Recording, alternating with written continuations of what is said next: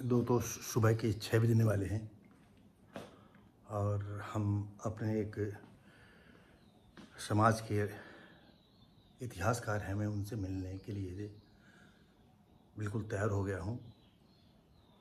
और हमारी ये घड़ी जो है हम दिखाना चाहेंगे, लेकिन इसमें भी 6 बजने वाले हैं। और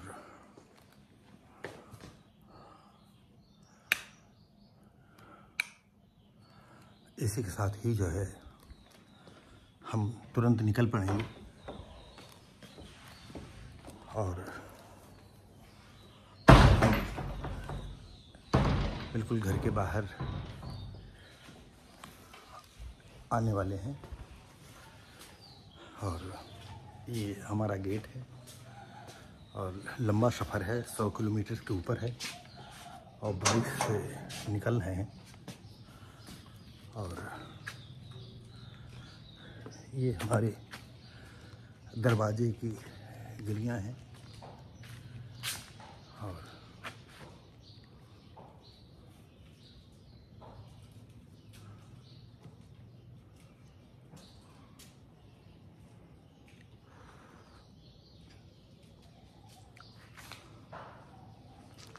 और हम थोड़ी देर में यहाँ से जो है निकलने वाले हैं। और अब ये देख रहे हैं, यही हमारे घर की गली है।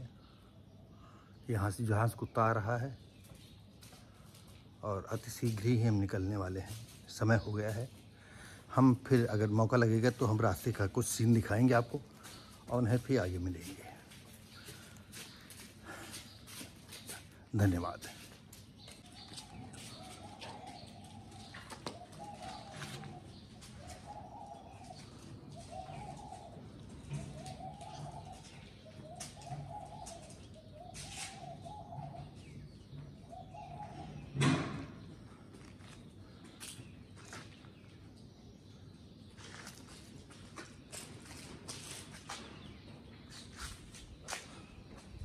ये हमारे आसपास के लोकेशन है।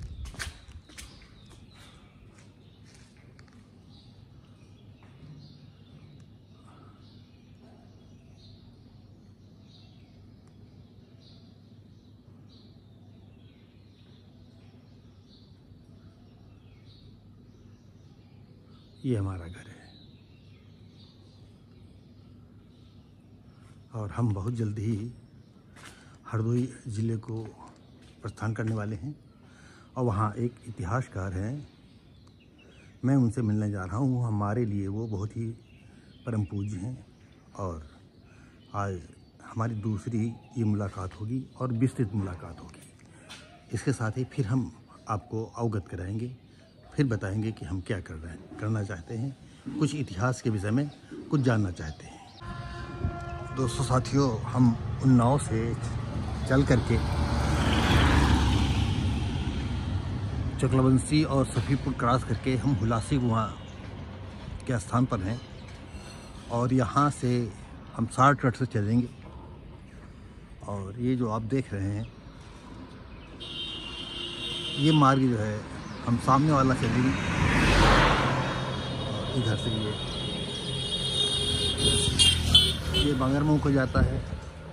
और यहाँ से जो है ये बेहटा मुजावर की तरफ निकलता है जाकर के। काफ़ी लंबा रूट है और हमें काफ़ी दूर से चलना है। तो हम अब यहाँ से आगे प्रस्थान करेंगे, फिर मौका लगेगा तो आपका लोकेशन आगे दिखाएंगे। दोस्तों साथियों, हम आपको और बता दें कि उन्नाव से चलते हुए हम बांगरमऊ से आना था, लेकिन हम हुलासी कुआं से मुड़ते हुए मुजावर थाने के पास से गुजरे आकर के और हम महाराजा सातन पासी के किले के पास से जो है यहाँ पहुँचे हुए हैं। कुछ लोगों से जानकारी की। और ये आप जो देख रहे हैं, ये महाराजा सातन पासी इसमें द्वार बनाया गया हुआ है।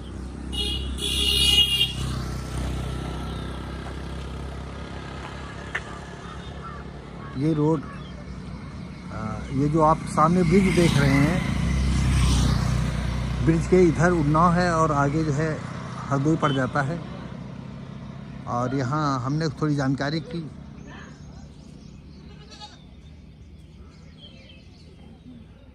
और हम आपको दिखाना चाहते हैं कि यहाँ फिर कभी आना होगा। और ये रोड जो है बांगरमऊ को जाता है और अभी थोड़े दिन बाद ही जो है यहाँ महाराजा सातन पासी के किले पर सम्मेलन होगा। और हो सकता है कि अगर हमें आने का मौका मिलेगा तो हम यहाँ को फिर आपको दिखाएंगे, रेखांकित करेंगे। हम आपको ये जो है ब्रिज दिखा रहे हैं, यहाँ का लोकेशन दिखा रहे हैं। तो फिर हम आपको आगे चल करके दिखाना चाहेंगे। धन्यवाद तब तक के लिए। दोस्तों साथियों, हम जिन इतिहासकार के विषय में चलते वक्त मैंने ध्यान आपका आकर्षित किया था, हम बेसहार आ चुके थे और उसके बाद हम आपको दिखाना चाहेंगे कि वो गली है बेसहार की और उस बेसहार में जो है जहाँ एक छोटा सा बच्चा है, ये उनका घर है। और हम कम से कम 100 किलोमीटर दूर से चल करके आए हुए हैं और कई जगह हमें पूछना भी पड़ा। ये उनकी गली है, ये उनका लोकेशन है। और चलिए हम उनके घर के बगल के हिस्से में, जहाँ कुछ मैदानी हिस्से में है, वो हमारा वेट भी कर रहे हैं। और ये उनके घर के बच्चे हैं और हम जिन महान भावों से मिलने आए हैं, सूरबली जी हमारे सामने हैं। सूरबली जी नमस्कार। और आप कैसे हैं? हम बात कर लेते हैं, अभी बैठते हैं। और हम उन्नाव चल करके आए हैं आपसे मिलने के लिए। ठीक है, बहुत अच्छा है। और मुझे भी गर्व है कि हम किसी हम उम्र के इतिहासकार से मिलने में हमें जो गौरव की अनुभूति हो रही है, हम अपने शब्दों में नहीं बयान कर सकते हैं। आइए हम आपसे जो अपने जीवन काल में आपने जो अद्भुत काम किए हैं, उनको जो है कम से कम शब्दों में आप बयां करें। और हम इसी सिलसिले में आए हैं कि हम रिकॉर्ड करके आपके जीवन के अंतिम क्षणों में, हो सकता है ये वीडियो आपके जीवन के लिए कुछ सार्थक बन पाए, लोगों तक आपका नाम पहुंच पाए। तो ये उनका घर है और ये इस जगह जो है थोड़ा रोशनी अच्छी थी, तो इस वजह से हमने इसको जो है इस जगह को लोकेशन चुना। और सूरबली जी बैठ चुके हैं और हम अभी जो है बैठ करके पर चर्चा करेंगे, बातचीत करेंगे। दोस्तों साथियों, हम आपको और बता दें कि उन्नाव से चलते हुए हम बांगरमऊ से आना था, लेकिन हम हुलासी कुआं से मुड़ते हुए मुजावर थाने के पास से गुजरे आकर के, और हम महाराजा सातन पासी के किले के पास से जो है यहाँ पहुँचे हुए हैं। कुछ लोगों से जानकारी की और ये आप जो देख रहे हैं, ये महाराजा सातन पासी, इसमें द्वार बनाया गया हुआ है।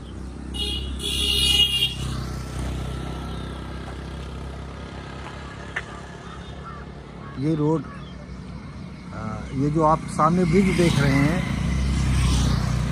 ब्रिज के इधर उन्नाव है और आगे जो है हरदोई पड़ जाता है। और यहाँ हमने थोड़ी जानकारी की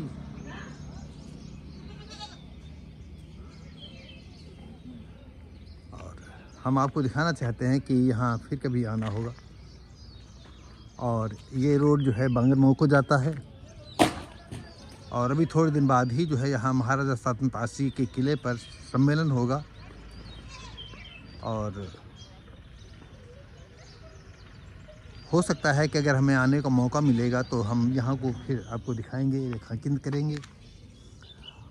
हम आपको ये जो है ब्रिज दिखा रहे हैं, यहाँ का लोकेशन दिखा रहे हैं। तो फिर हम आपको आगे चल करके दिखाना चाहेंगे।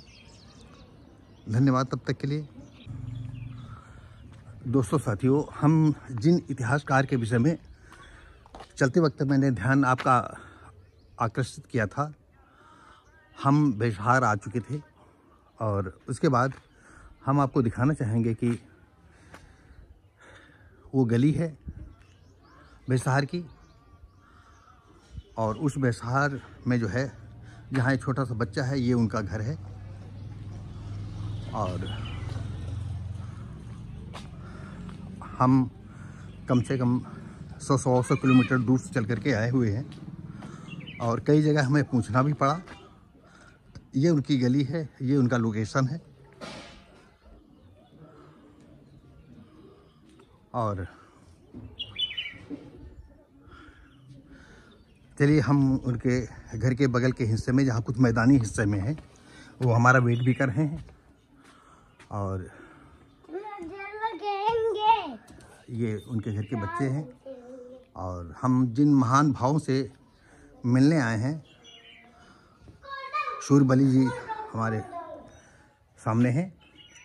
सूरबली जी नमस्कार। नमस्कार। आइए बैठिए। और आप कैसे हैं? हम बात कर लेते हैं, अभी बैठते हैं। और हम उन्नाव चल करके आए हैं आपसे मिलने के लिए।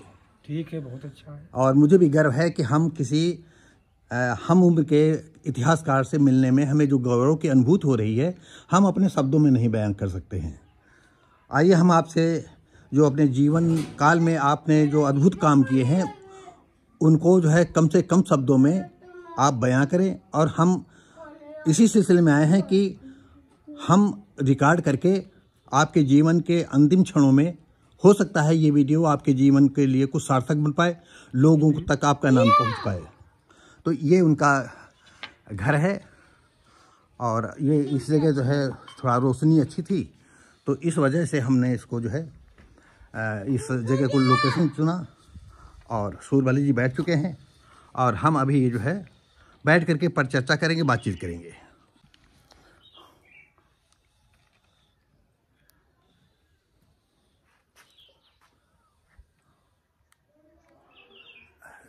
दोस्तों साथियों, हम आज जो है बेसहार आए हुए हैं और हम यहाँ पर एक इतिहासकार हैं, हम उनसे मिल रहे हैं। मैं इसके पहले थोड़ा सा रिकॉर्ड करके अगले वीडियो में डाल चुके हैं और हम चाहेंगे कि जो है ये हमारे बीच में जो है सूरबली जी बैठे हुए हैं।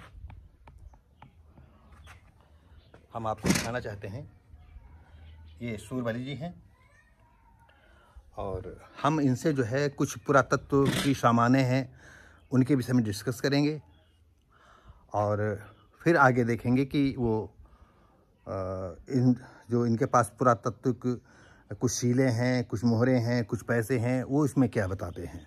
तो आइए हम उनसे संपर्क करते हैं, उनसे मिलते हैं।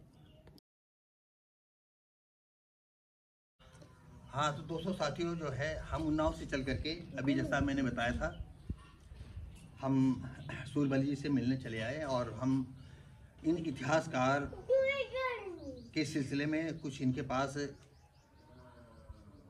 पुरानी धरोहरें हैं, कुछ महाराजा सातन पासी के किले से निकली हुई कुछ अमूल्य चीज़ें हैं, हमारे इतिहास के पन्नों में जो कहीं भी वर्णित नहीं है। तो सूरबली जी, सबसे पहले हम जानना चाहेंगे कि इस समय आपकी एज कितनी है? एज हमारी 70 पार कर रहे हैं। आप 70 पार कर गए हैं। और इतिहास से आपका क्या लेना देना है? इतिहास वैसे तो मैं विज्ञान का छात्र था। अच्छा, मतलब साइंस साइड थे आप? हाँ। Very good. लेकिन 1972 में प्रिंसिपल साहब ने गौसपीर के लिए कुछ विवाद खड़ा किया। काहे के लिए? गौसपीर स्थान है मुसलमानों का। अच्छा अच्छा। तो ये हमारा है, मुसलमान में विवाद हुआ। हाँ। कि जब मामला खुला तो मुसलमानों ने एक अभिलेख डाल दिया जो पाकिस्तान से मिला था। हाँ हाँ। उसमें गोविस का नाम गोविस फांसी हुआ था। हाँ। तो उसको देख करके फिर वो शांत हो गई। अच्छा, ये तो फांसियों का है। हाँ। है भाई, हम क्यों लड़े? अच्छा, वो स्थान कहाँ पर है? ये गौसगंज में है, गौसपीर स्थान। अच्छा अच्छा। तो वो जो स्थान है तो उसमें कुछ बना हुआ है? मुसलमानों ने अपने हिसाब से बना लिया था। अब पता नहीं कुछ बना कि नहीं बना, अब तो गए नहीं हम। अच्छा अच्छा। पहले मुसलमानों ने अपने साथ डाल लिया था। अच्छा अच्छा। तब उन्हीं के पास है, हाँ हाँ कि जो पीछे हट गए तो उन्हीं के पास। हाँ हाँ तो तब से मुझे तब ये भी मालूम हुआ था कि विक्रमादित्य की 7वीं या 8वीं पीढ़ी में गौशवासी हुई है, अच्छा अच्छा और उनका साम्राज्य संपूर्ण एशिया पर था। अच्छा, संपूर्ण एशिया पर। हाँ, ये भी मालूम हुआ था। तो तभी से जागृति में आई। हाँ कई लेखक जब इतिहास लिखने लगे, हाँ हाँ किसी ने इधर कलम नहीं चलाई, हाँ हाँ किसी को मालूम नहीं थी, इसलिए मुझे भी कलम चलानी पड़ी। हाँ वैसे हमें जरूरत नहीं थी। हाँ। तो आपको ये सन 72 से आपको जो है, हाँ, तो और अपने जीवन काल में आप पारसी समाज के सिलसिले में और क्या उपलब्धियां हासिल की जिनका कि हमारा समाज नहीं जानता है? हम जानना चाहेंगे कि आप जो है एक एक करके जो है कम शब्दों में बताते चले। हाँ, एक बार जब मैं ट्रेनिंग कर रहा था, हाँ तो सुरसा ब्लॉक के थे प्रताप राणा जी, जी जी। और हम बेंगल ब्लॉक के थे। हाँ तो हमारे और उनके घरों में कुछ पहनावा मंत्र होता था, जैसे हमारे यहाँ चांदी की जो ठोस बनते थे, ढकोला बनते थे, तो उसी पर हमारे का डिस्कस हुआ करता था। तो उस डिस्कस में वे हमेशा तुम पंचे हम पंचे की बातें क्या करते थे। हाँ तो अब एक बार ऐसे बहस हो गई, न दबने वाले न हम, तुमने कहा इन्हीं पंच और पंचे शब्दों पर इनको घेरा जाए। हाँ तो मैंने सोचा था कि इनको कहूँगा कि तुम इस तरह सबसे बात करते होगे, फिर हंसूँगा, लेकिन बात अधूरी रह गई। हमने कहा इस तरह से आप सबके साथ पंच और पंचे करके बोलते होंगे। उन्होंने बीच में काट दिया, कहा ऐसा नहीं, हम पासी लोग ही पंच और पंचे हैं, इसलिए पासियों के साथ ही बात होती है, तब पंच और पंचे बोलते हैं। दूसरों के साथ पंच और पंचे नहीं बोला जाता है, क्योंकि दूसरे लोग पंच और पंचे नहीं हैं। तो इससे हमने सीखा कि पंच जो है पासियों का नाम है। और इसी प्रकार से एक बार मैं स्कूल में था, मीटिंग चल रही थी, तो बकुई के हेडमास्टर थे मुजाहिर हुसैन, और पालारा के सूरज बख्श वो हेडमास्टर थे। तो दोनों लोगों की आपस में मजाक हो रही थी। मुजाहिर हुसैन कहते कि वो कुत्ते कहीं के, तो वो सूरज बख्श बोलते सुअर कहीं की। तो कहते कुत्ते साले, कहते सुअर साले। मैंने कहा ये तो कोई ऐतिहासिक बात हो सकती है। मैं उसमें बैठा था, हाल में हाल से निकला, खड़ा हो गया, उनकी बातें सुनने लगा प्रेम से। मुँह उनकी तरफ नहीं किया, मुँह दूसरी तरफ करके सुन रहा था, जैसे ये न जाने कि हमको सुन रहे हैं। अच्छा, वो दूसरे के अध्यापक थे, वो हमारे पीछा के चुपके खड़े हो गए। मुजाहिर हुसैन वहाँ से चले, बोले मास्टर साहब बुरा मत मानना। मास्टर साहब ने कहा भाई बुरा मत मानना, आपके कोई पूर्वज कुत्ते जैसे थे और हमारे पूरे मोहम्मद सुगरा थे, तो सुगरा के नाम से ही हमको सुअर कहते हैं, अब कुत्ते के नाम से हम उनको कुत्ते कहते हैं। तो हम कहा ये बात ठीक है, क्योंकि पासियों के यहाँ कुत्ते कहकर लोग झिड़कते हैं, ऊँची जाति जो है जो झिड़कते हैं तो कहीं कुत्ते कहेंगे। तो ये चीज़ कुत्ते, और हम बताया जो काकुत राजा थे। काकुत? हाँ, काकुत। एक दर्शकों आपको बता दें, हम जानते हैं कि कम शब्दों में ये इतिहास की बातें आपके समझ में नहीं आएगी। जो इतिहास की धरोहरों के विषय में इंटरेस्ट रखता है, उनके विषय में उसको रुचि होगी, और इनकी बातें जो है ये बात ध्यान से सुनेगा, वही बात समझ पाएगा। तो हम जिनसे बात कर रहे हैं शूरबली जी हैं, और ये जो है हरदोई की ज़िले के गौसगंज के करीब बेशार गांव है, वहाँ पर हम उनके घर पर आए हुए हैं और उनसे बातचीत चल रही है। हाँ, तो आप वो जो कुत्ते वाला जो प्रकरण है, आप पुनः आप वहाँ से स्टार्ट करें। अच्छा, हाँ, हुआ ऐसे, एक बार मन्नान के वहाँ गए थे, तो एक आदमी को कुत्ते कह रहे थे। फिर उन्होंने हमसे पूछा तो कुत्ते मतलब जानते हैं? हमको मालूम नहीं था।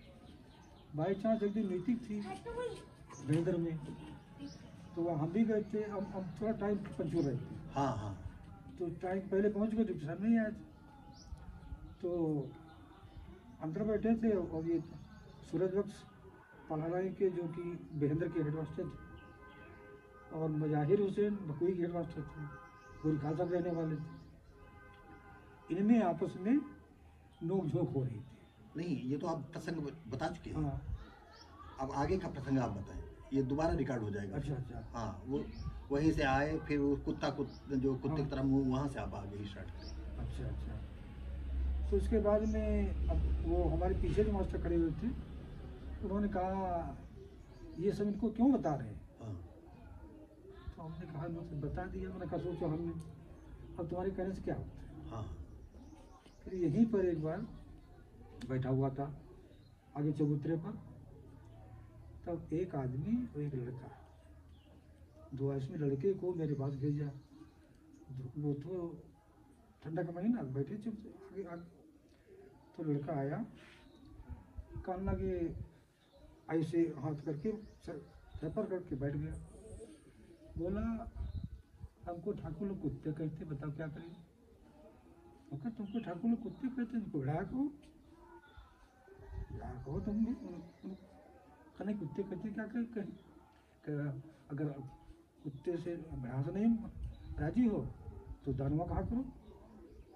इतना कहा, उसका गर्म हो गया है। फिर संभल गया। बोला अच्छा कुत्ते का मतलब क्या होता है? मेरे कुत्ते का मतलब होता है काकुत्थवंशी। काकुत्थवंशी? हाँ, काकुत्थवंशी। जी जी।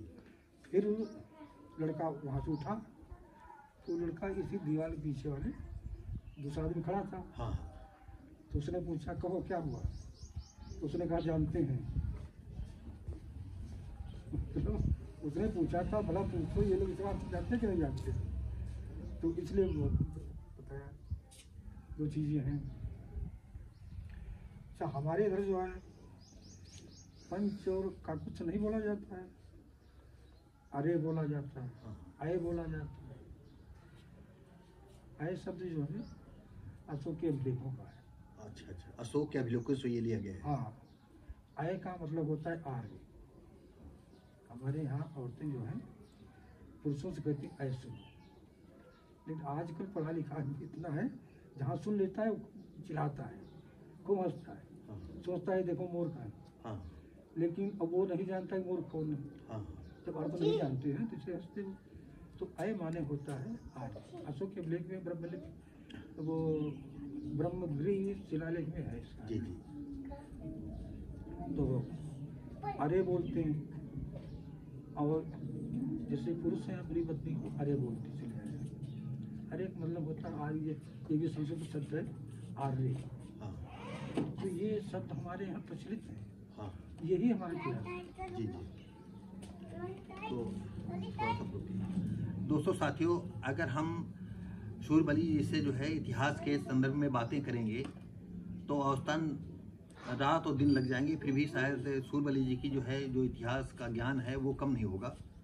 और हम जानते हैं कि ऐसे महापुरुष से ज्ञान की बातें सुनना जो है हमारा समाज अब इस समय नहीं चाहता है। और हम मॉडर्न युग में हैं, 2025 में चल रहे हैं। और सबसे बड़ी बात यह है कि यहाँ कोई नौटंकी होती है, कोई फिल्मी गीत बजते हैं, या कोई लड़की डांस करती है, कोई लड़का डांस करता है, तो उसमें ज़्यादा रुचि रखते हैं। तो हम आपको और बता दें, इसके बाद से जो है हम मिलेंगे नेक्स्ट वीडियो में। हम तब तक के लिए नमस्कार करते हैं, जय हिंद करते हैं। हम मिलेंगे अगली वीडियो में।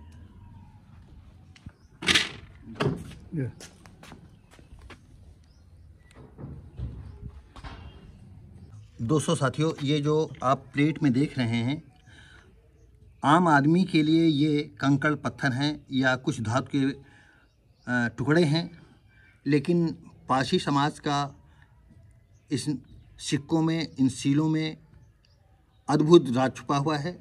और हम इसी सिलसिले में जो है हम शूरबली जी से जानकारी करते हैं, और शूरबली जी जो है अब बताने के लिए तैयार हैं। तो हम सबसे पहले जो है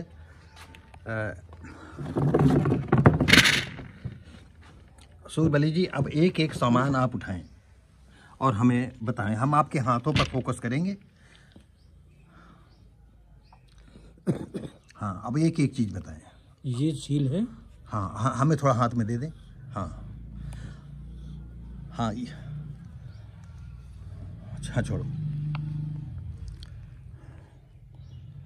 हम उम्मीद करते हैं कि ये जो हम सील दिखा पा रहे हैं आपको, ये देखिएगा कि ये महाराजा सातन पासी के किले पर सील मिली थी और ऐसी ही सीलें न जानी कितने वहाँ पर उपलब्ध हो पाई। और दूसरी सील जो है ये सील है, और इन दोनों सीलों के विषय में जो है हम सूरबली जी से जो है जानकारी कोशिश करेंगे कि इन सीलों के विषय में हमें विस्तृत बताएं।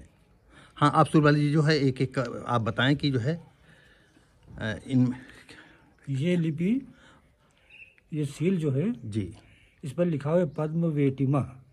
इसमें लिखा है पद्म वेटिमा। जी जी। ये पद्म बना है, यहाँ से लेख शुरू है नीचे। हाँ, पद्म वेटिमा, इसका आधुनिक अर्थ में है पद्मावती। अच्छा अच्छा। वो उस समय पद्म वेटिमा लिखा जाता था जो, हाँ हाँ इस समय पद्मावती है। हाँ हाँ। ये कुणाल की पत्नी थी अच्छा अच्छा। और संप्रति की माता थी। हाँ हाँ। तो अशोक के बाद में ये हुए हैं। हाँ हाँ। इनकी भी राजधानी यही थी, शमशानकोट में। जी जी। इसलिए इनकी सील यहाँ मिली हुई है। अच्छा अच्छा। हाँ, और इन्हीं के नाम पर हाँ हाँ। संपत्ति नाबालिग थे। अच्छा अच्छा। इनके पिता अंधे थे कुणाल। हाँ हाँ तो संपत्ति को राज मिला था, हाँ हाँ। लेकिन उनका जो है कार्यकाल देखा था इन्होंने ही, पद्मावती ने, उनकी माता ने। अच्छा अच्छा। संरक्षी यहाँ थी उनकी। हाँ हाँ जब सयाने हो गए तब उन्होंने देखा। हाँ हाँ। इसलिए इन्हीं के नाम पर हाँ। राजधानी का नाम भी एक बार पद्मावती हो गया था। अच्छा अच्छा। ऐसा उल्लेख मिलता है। हाँ हाँ ये दूसरी सील, हाँ। ये विक्रमादित्य की है। अच्छा अच्छा। ये विक्रमादित्य का शासनकाल कब तक, किस सन से किस सन तक रहा? विक्रमादित्य का शासन 72 ईस्वी सन से हाँ 86 ईस्वी सन तक रहा है। अच्छा अच्छा। हाँ, 72 में इन्होंने सिंहासन पाया। हाँ हाँ फिर उसी समय इन्होंने, हाँ अब इनकी जो वो थी, दरबार की सूचनाएं लीक होती थी, हाँ हाँ प्राकृत भाषा चलती थी। हाँ। इसलिए इन्होंने भाषा में तब्दीली करने को मन बनाया, तो उन्होंने संस्कृत भाषा बना दी। अच्छा अच्छा। यानी माँ हलंत, हाँ हलंत शब्द, विसर्ग शब्द हाँ हाँ और बड़े बड़े शब्द बनाना, हाँ हाँ। ये उन्होंने भाषा में बना दिया। तो इसीलिए संस्कृत भाषा देववाणी कही गई। क्योंकि विक्रमादित्य का पूरा नाम था नरपति चंद्र श्री देव विक्रमादित्य। श्री देव उन्हीं का एक उपनाम था। सूरबली जी, हम आपको रोकेंगे। हम अपने दर्शकों को बताना चाहते हैं, मैं कैमरे के पीछे हूँ और हम कैमरामैन हमारे नहीं आ पाए हैं। आपको बता दें, इस उम्र में भी जो है सूरबली जी का याददाश्त कितनी तेज़ है, जो कि मैं बार बार जो है सूरबली जी का नाम भूल जाता था। अभी कई बार जब नाम लिया तो उनका नाम याद आया, और आज भी इनके दिल दिमाग में वो इतिहास के पन्ने जैसे इनके नज़रों के सामने घूम रहे हों। और आप देखिएगा कि किस तरह से विक्रमादित्य की घटनाओं को ये चित्रित कर रहे हैं, और कब पढ़ा होगा, कब लिखा होगा, लेकिन आज भी इनके मानस पटल पर वो सारी चीज़ें हैं। हाँ, अब आगे बताइएगा आप। तो यही विक्रम, तो इन्होंने संस्कृत भाषा बना दी जी। तो वही संस्कृत भाषा चल रही है। हाँ पहले इसका नाम चल पड़ा था देववाणी। हाँ। अब भी संस्कृत को देववाणी कहते हैं। ये संस्कृत नाम तो बाद में दिया गया है। तो देववाणी तो हम ग्रेजुएशन संस्कृत से किया था। हाँ, तो उसमें देववाणी कहा जाता तो होगा। देववाणी जो है एक पुस्तक चलती थी। हाँ, संस्कृत की। संस्कृत, हाँ हाँ, उसका नाम ही हाँ, हमने पढ़ा है उसको। हाँ। हम संस्कृत से जो है ग्रेजुएशन हमारा है। अच्छा। और कभी हमको जो है वेद, शास्त्र, पुराण, रामायण, गीता के जो है बहुत सारे श्लोक याद थे। हाँ। लेकिन हमको फिर जिस समय मैं तर्क वितर्क किया करता था तो तब तक तो याद रहे। इन 50 सालों के अंतराल से। हाँ, वो तो है जो रिपीट नहीं होता है।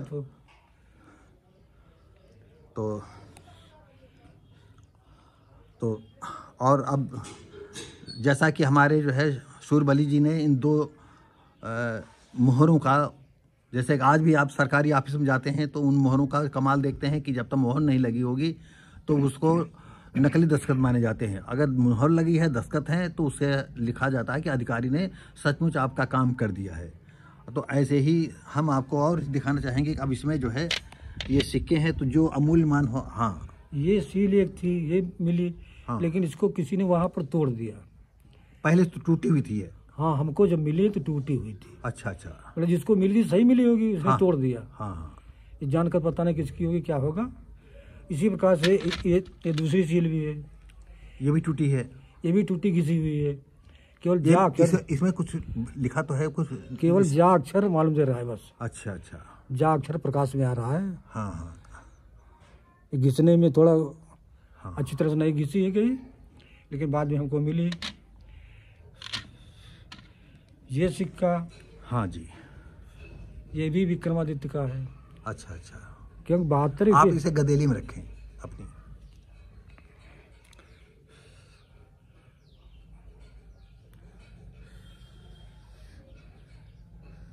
पलट दें जरा। हाँ, ये किस सन का है सिक्का? ये भी 72-33 सन का है। अच्छा। विक्रमादित्य को जी। जब सिंहासन बैठे तभी बजेश को कुषाण का आक्रमण हो गया। हाँ ये पराजित हो गए। हाँ। इसलिए 13-14 साल तक ये पराजित ही रहे। अच्छा। स्वतंत्र शासक नहीं हुए। हाँ हाँ। तब तक इनके तांबे के सिक्के ही चलते रहे, सोने के सिक्के नहीं चला सकते थे। 78 में जब कनिष्क बैठा है सिंहासन पर, तो कनिष्क ने भी आक्रमण किया। जी। इसका उल्लेख चीनी ग्रंथों में भी है। हाँ हाँ। तो वहाँ पर इन्होंने कनिष्क के इनसे 1 लाख मुद्राएं मांगी।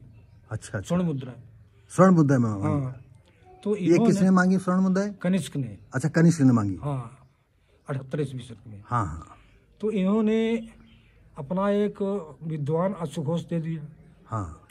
और एक भगवान बुद्ध का भिक्षा पात्र दे दिया। हाँ। और एक विचित्र मुर्गा दे दिया। अच्छा अच्छा। 3 चीज़ें दे दी, उसको राजी कर लिया, कनिष्क चले गए अपने। फिर 78 के बाद धीरे धीरे इन्होंने अपनी तैयारी की। संस्कृत इन्होंने अपनी भाषा बदल दी। अच्छा अच्छा। भाषा बदलने के बाद में अब अश्वघोष वहाँ पहुँच गए, वो भी संस्कृत जानते थे, यहाँ से पढ़े लिखे थे। हाँ हाँ। तो संस्कृत कनिष्क के साथ भी गई। 85 ईस्वी सन में इन्होंने कनिष्क को युद्ध में हरा दिया और अंत कर दिया। तब से इनका 85 में वहाँ रहे, फिर 86 में बंगाल की लड़ाई में हाँ। ये भी मार दिए गए। अच्छा अच्छा। वीरगति को प्राप्त हो गए। ये इनका शासन था, उनका ही ये सिक्का है। अच्छा अच्छा। ये भी इसी प्रकार सिक्का इन्हीं का है। हाँ।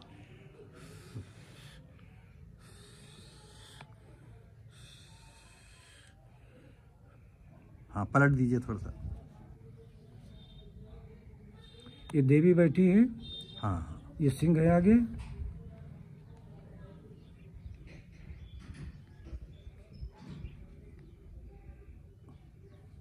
हाँ ठीक है। ये भी विक्रमादित्य का ही है। विक्रमादित्य का सिक्का है जी। ये। आहुति डालते हुए इसमें। और ये उसी समय की ये ऊबे की खुदाई हुई थी। हाँ यहाँ चैनी देवी के पास हाँ। हाँ बहुत गहरा ऊबा था, उसकी आधी दूर तक खुदाई हो पाई, पूरी नहीं हो पाई थी। हाँ। उसमें ये मिला था। ये हाथ में जो कंगन पहना जाता है, हाँ हाँ। उसका टुकड़ा है। अच्छा अच्छा। और कांच का है, बहुत डिजाइनदार है। हाँ। और उसी में से ये हाथी दांत का एक ये मिला था। ये कान में पहना जाता कुंडल। हाँ हाँ। ये चीज़ें मिली हैं। तो अब गहराई से थी, तो मेरा तो अनुमान ये है जब खारवेल को हाँ इसने मतलब अब चेत संपत्ति बांध दिया था, हाँ। हाँ तो बहुत नाराज हुए, तो इसको लाकर उसमें डाल दिया। हाँ। तो उसी के एक कंकन और ये कुंडल है। हाँ। मेरा अनुमान यहाँ तक है।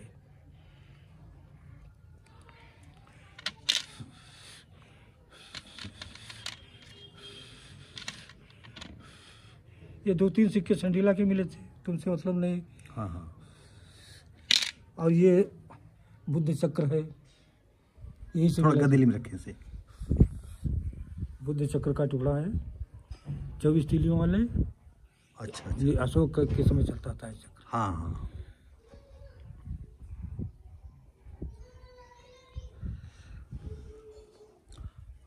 और कुछ आपकी थाली में है अनमोल? हाँ, एक सिक्का ये अंदाज है, ये ऐसे ये है जब चंद्र प्रज्योत को कि लड़की वासव दत्ता को उदयन शिक्षा दे रहा था। हाँ हाँ, वाद्य यंत्र की। थोड़ा पलट दीजिए। इधर साफ नहीं है। हाँ हाँ, तो उन्होंने प्रसेंज, अरे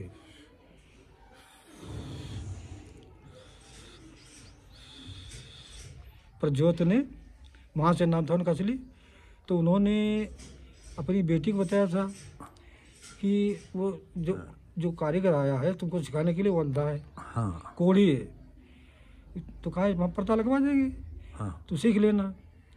उधर उदयन से बताया, कहा बेटी हमारी कहानी है भाई, इसलिए आप पर्दा लगा लेंगे, आप लोग एक दूसरे देख नहीं पाएंगे। हाँ हाँ, लेकिन एक दिन ऐसा हुआ, उदयन एक तार लगवा रहा था, हाँ तो ये वासव दत्ता लगा नहीं रही थी। हाँ हाँ, तो वासव दत्ता को उसको गुस्सा आ गया उदयन को। उसने कहा तुम नहीं सीख पाएगी, इतनी बात बता रहा हूँ, लगा नहीं पा रही हो, तुम सीख नहीं पाएगी, कहानी कहीं की।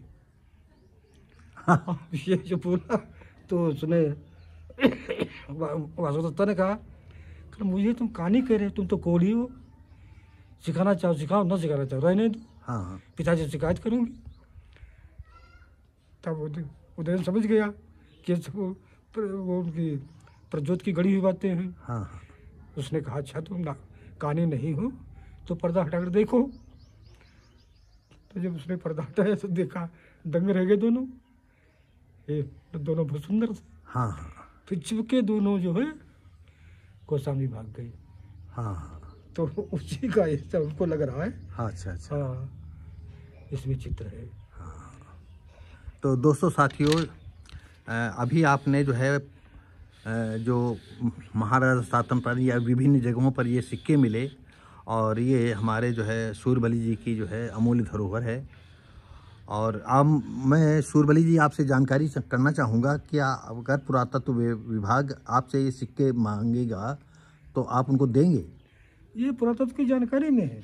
अच्छा, पुरातत्व। हाँ, लेकिन वो आपके पास कैसे रहने दिया? क्यों ये? जब मैं लिख रहा हूँ इसलिए। अच्छा अच्छा, इसलिए रहने दिया। इसलिए मैंने उनको दिखाए थे, हमको देखिए ये चीज़ें हमारे पास है। हाँ ये तीन सिक्के इसके थे।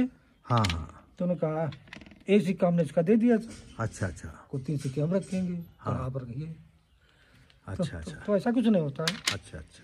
अब जैसे हमारे फर्जी रखे होते तो वो, हाँ, कोई मतलब नहीं। हाँ। कम से कम जाएंगे तो इतिहास के पन्नों में लिप्त होंगे। मैं सोचता हूँ संचान कोट में ही इसकी खुदाई हो, यही संग्रहालय बने और यही चीज़ें रखी जाए। मैं भी इनको उसी सब कर दूँगा।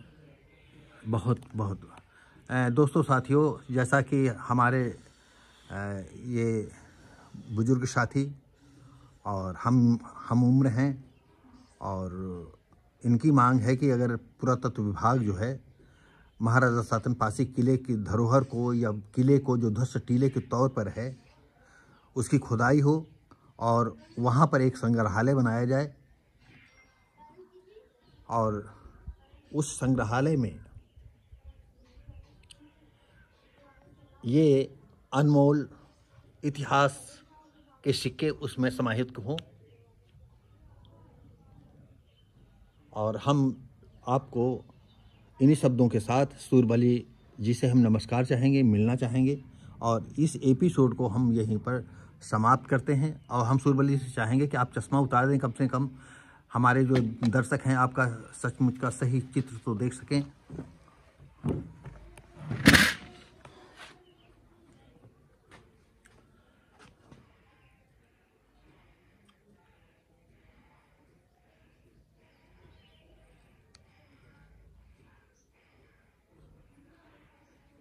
तो दोस्तों साथियों, अभी आपने जो है हम इस पासी समाज के इतिहासवेत्ता, इतिहास के जानकार, और हमारा अंदाज है कि पासी कुल में या पासी समाज में अभी तक कोई ऐसा इतिहासवेत्ता नहीं है। अगर होगा तो हम उनको नहीं जान पाए हैं। अगर जान पाएंगे तो हम कोशिश करेंगे कि कभी सूरबली जी और उन इतिहास के विद्वान से आपस में मुलाकात कराएं, और आपस में जो है डिस्कस करके जो है कुछ समाज के हित में जो काम हो सकेगा उसका उल्लेख कर सकें।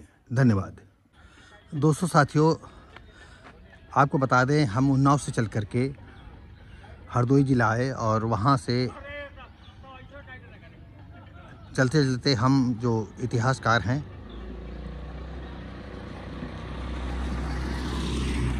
उनके फार्म हाउस आए हुए हैं। उनके सामने ही जो है ये स्कूल है और ये उनका फार्म हाउस है। अब हम गेट में चलते हैं और उनके फार्म हाउस का और इतिहासकार सूरजबली से मुलाकात करते हैं। और उनके फार्म हाउस का हम अवलोकन आपको कराना चाहते हैं। ये आम का पेड़ है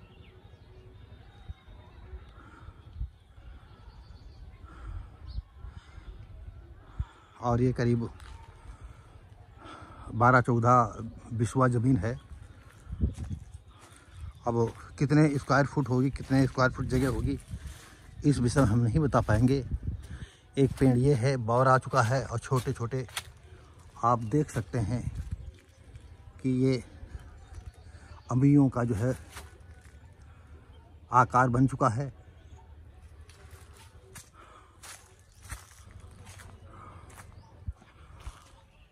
और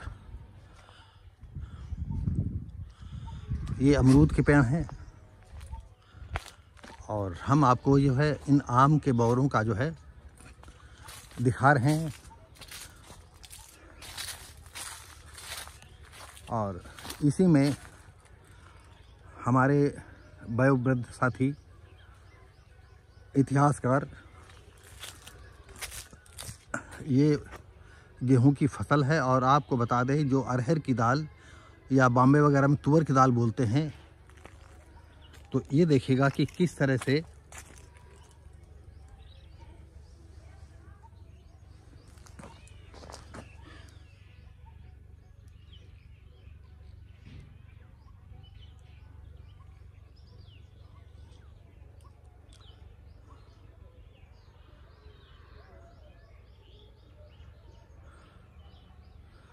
कितने अरहर की दाल, अरहर के पेड़ कैसे लदे फंदे हैं। और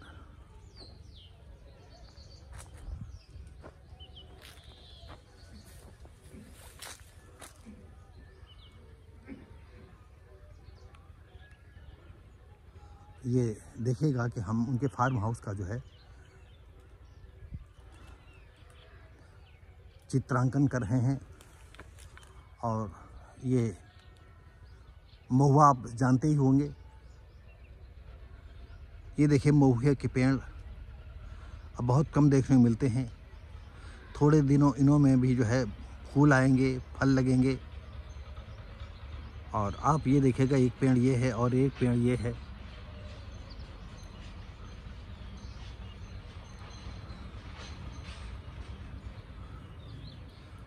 और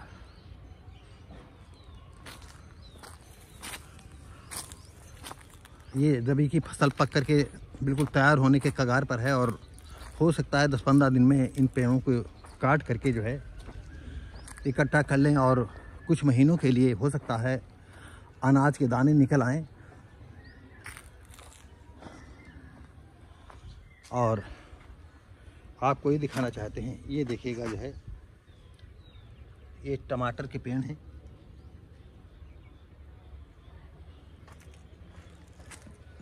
ये ट्यूबवेल का सिस्टम इनका लगा हुआ है।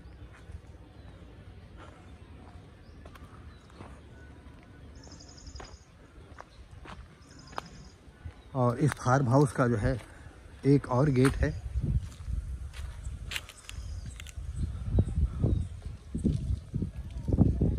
ये पीछे की तरफ गया हुआ है। ये फार्म हाउस है और सर्वविदित है कि पासी समाज अपने इतिहास को जानना नहीं चाहता है।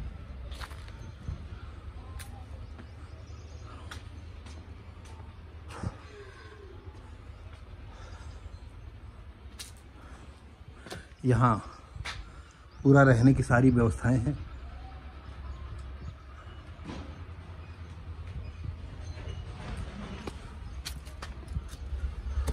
आइए हम फार्म हाउस के जीने पर चलते हैं।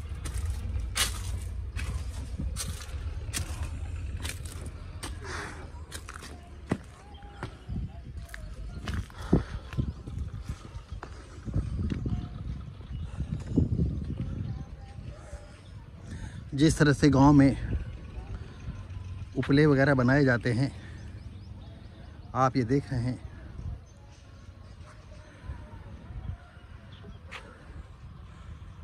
हम छत के ऊपर आ करके आप लोगों को दिखाना चाहते हैं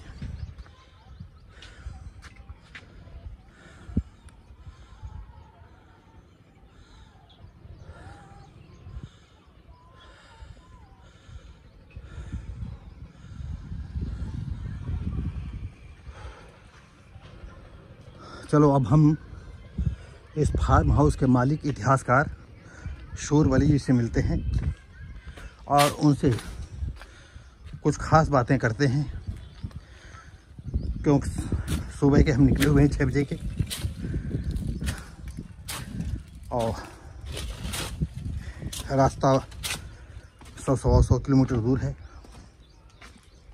तो स्वाभाविक तौर पर हमें पहुंचने में शाम लग जाएगी और मेरा प्रयास रहा कि हम ऐसे इतिहासकार शूरवली जी से दिखा के दर्शन आपको कराना चाहते हैं, जो कि स्वास्थ्य भी गड़बड़ रहता है, सांस की बीमारी भी है इनको। और हमारे बीच में जो है आज ये शूरवली जी हैं। नमस्कार शूरवली जी। नमस्कार। हम आपका कुछ इतिहास के कुछ किताबें दिखाना चाहते हैं। क्या लाइटिंग है अंदर? हाँ।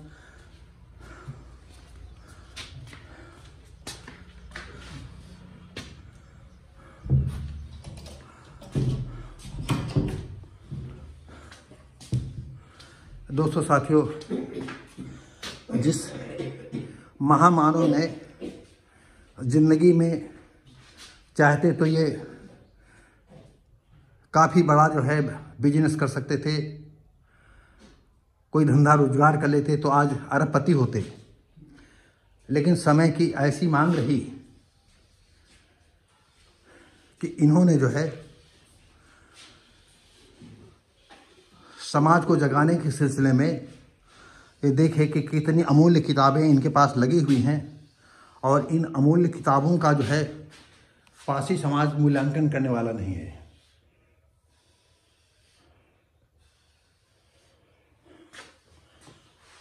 क्योंकि हम अपने दोस्तों और देखने वालों को बता दें, 79 में हमने 10,500 रुपया लगाया था।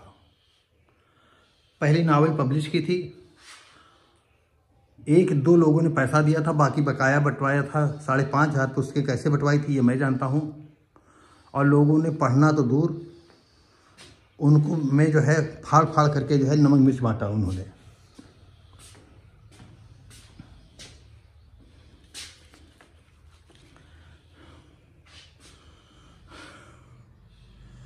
दोस्तों साथियों, ये देखिए प्राचीन कौशल। शूरवली जी, आप उन 2 पुस्तकों को ले आइएगा जो आपकी खास हैं, और हम चाहते हैं कि रोशनी में उनका जो है हम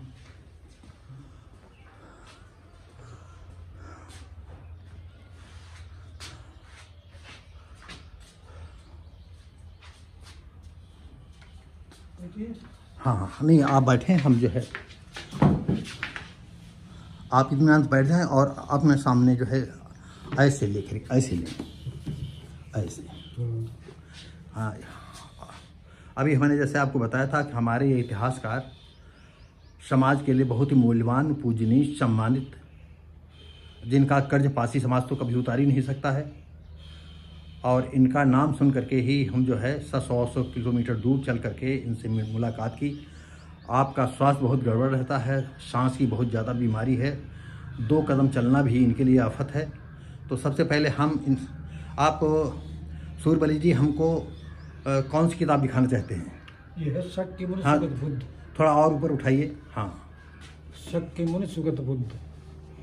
शक्यमुनि सुगत बुद्धि। शक्यमुनि सुगत बुद्धि। हाँ। दोस्तों साथियों, आप देख रहे हैं किस तरह से इतिहास के पन्नों में जा करके किस तरह से कहाँ से ज्ञान अर्जन ले करके इस पुस्तक का जो है लिखा, कैसे क्या किया है। इसमें बुद्धकालीन नगरों का वर्णन है पूरा।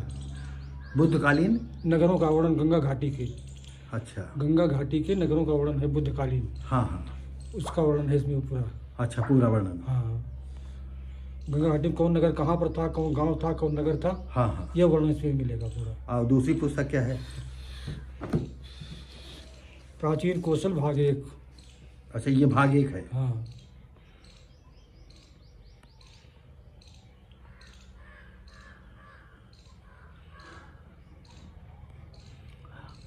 आम पासी समाज के दिमाग से ऊपर जाने वाले विचार की यह दूसरी विशाल खंड है, एक बृहद पुस्तक है।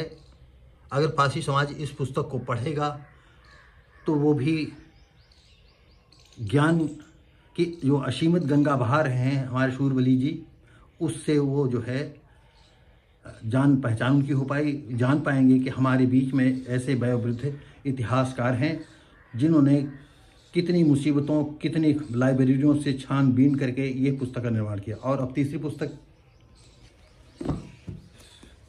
ये स्वर्णिम पासी युग। शूरबली के हाथों में जो आप देख रहे हैं वो स्वर्णिम पासी युग।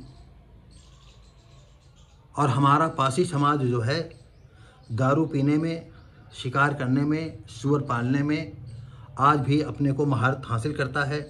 और अपने इतिहास को जब तक वो समझेगा नहीं तो उसमें आत्मबल, आत्मविश्वास नहीं पैदा होगा। तो ये हैं शूरबली जी। और हमें इसमें जो है, जी हाँ, संपूर्ण एशिया प्रशासन करने वाले सम्राट, पासी सम्राटों का विवरण है इसमें। अच्छा अच्छा, ये इन्हें जितने शासक इसमें हैं, हाँ हाँ, सब संपूर्ण एशिया पर शासन करते थे। अच्छा अच्छा, संपूर्ण एशिया पर? संपूर्ण एशिया पर, मतलब यहाँ तक ईरान तक हिस्सा था? हाँ, ईरान, इराक, रूस, चाइना, वो क्या कहते हैं, जापान, वहाँ तक था इनका। हाँ, उत्तर में वो सागर, उत्तरी ध्रुव महासागर था। हाँ, पूर्व में प्रशांत महासागर। हाँ, दक्षिण में हिंद महासागर। हाँ, पूर्व पश्चिम में लाल सागर और कैस्पियन सागर। हाँ, ये सीमाएं थी इनकी। जी, बड़ी खुशी की बात है। और इनके बहुत से अवशेष वहाँ मिल रहे हैं अब भी। हाँ हाँ, बिल्कुल मिलेंगे, लेकिन खुदाई जो हो रहे हैं सब मिल रहे हैं। हाँ हाँ,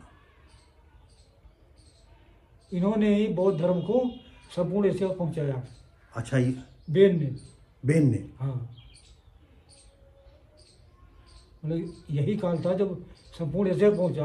अशोक ने सिर्फ जम्बूद्वीप पर पहुँचाया। हाँ हाँ, इन लोगों ने संपूर्ण एशिया पहुँचा दिया। हाँ, देखिए कितनी अमूल्य बात जो है इन्होंने कही। तो दोस्तों साथियों, ये 3 पुस्तकें, हाँ, इनका हम जो है कोशिश करेंगे कि कभी मौका लगेगा तो हम एक एक पुस्तक का जो है, कभी मौका अच्छा आता है तो बैठ करके इस पर चर्चा करेंगे। और हम अपनी पूरी तौर से अच्छी तरह से लाएंगे और बैठेंगे। और संपूर्ण जानकारी करने के लिए तो हम नहीं बता पाएंगे, लेकिन यह है संक्षिप्त ज्ञान जो है, क्योंकि आज जो है विस्तृत ऐसे ज्ञान को कोई लेना नहीं चाहता है, सिर्फ सार ही देखना चाहता है। तो दोस्तों साथियों, हम इन्हीं से कम शब्दों में यहीं पर इन बातों को समाप्त करते हैं। और जो है जी, ये पुस्तकें इंटरनेट पर भी उपलब्ध हैं।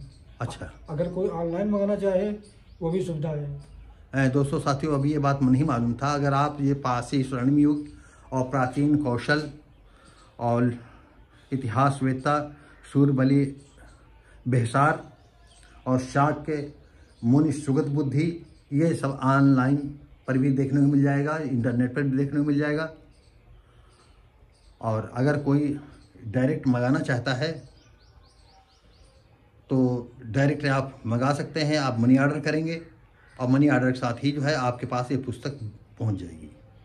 तो हम इसी के साथ ही शूरबली जी, हम बातों के ही विराम देते हैं। ठीक है, धन्यवाद। आप शूरबली जी ने अपना अमूल्य हमें समय दिया और हमें इनसे बहुत कुछ जानकारी मिली। और दोस्तों साथियों, फिर हम जो है आपको बता दें, दोस्तों साथियों, मैं हूँ शिव भारती पासी। मैं भी कभी जो है नावल लिखता था, राइटर था। और इनकी पीड़ा जो ये नहीं कभी किसी को बता पाए हैं, हम जानते हैं कि इनकी पीड़ा क्या है। इन्होंने ज़िंदगी की कमाई खोजबीन में लगा दी, किताबों में छपवाने में लगा दी, लेकिन क्या पारसी समाज इनके इस मेहनत को कभी आँक पाएगा? अगर आँक पाएगा तो पारसी समाज जग जाएगा, अगर नहीं आँक पाएगा तो हमें उम्मीद है कि पारसी समाज कभी जग नहीं पाएगा। तो इसी के साथ ही जो है हम यहाँ पर जो है वीडियो यहीं से समाप्त करते हैं और आशा करते हैं कि आपको ये जो है हमारा प्रयास अच्छा रहेगा और वयोवृद्ध हम शूर बलि जी के जो है तस्वीरें और उनसे हमारा जो है जो हमसे छोटा मोटा इंटरव्यू लेते बना लिया और आपने देखा कि हो सकता है हमारे जीवन काल में कब तक हमारे साथ रहते हैं, क्योंकि उम्र जिसकी हो जाती है तो वो पके आम की तरह ही उसको माना जाता है। लेकिन फिर भी मेरी दिली ख्वाहिश रहेगी, दिली उम्मीद रहेगी कि शतायु गुजरें और हम हमारे समाज को जो है नई दिशा दें। और यदि ये प्रयास हमारा अच्छा लगा हो तो लाइक, शेयर, कमेंट करें, सब्सक्राइब करें, बेल आइकन जरूर दबा दें और अपने यार दोस्तों को इन बातों को प्रसारित करें और ज्ञान के सागर इन पुस्तकों को खरीदें और पढ़ें, तभी आपको ज्ञान मिल पाएगा। हम मिलेंगे आपको अगली वीडियो में, तब तक के लिए नमस्कार, जय हिंद।